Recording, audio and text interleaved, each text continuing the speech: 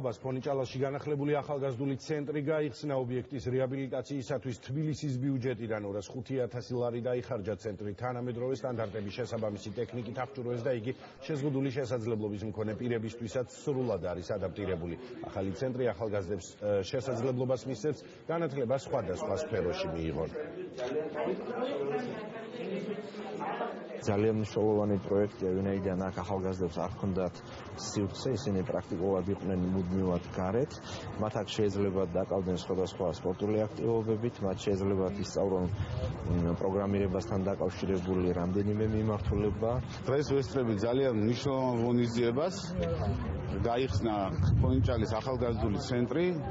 ძალიან მიხარია, რომ ერთ-ერთი სულის ჩამდგმელი ვარ ამ ცენტრის. ეს არის ყველა ახალგაზრდისთვის მისი ნიჭის გამოვლინებისა და თვითრეალიზაციის არაჩვეულებრივი საშუალება.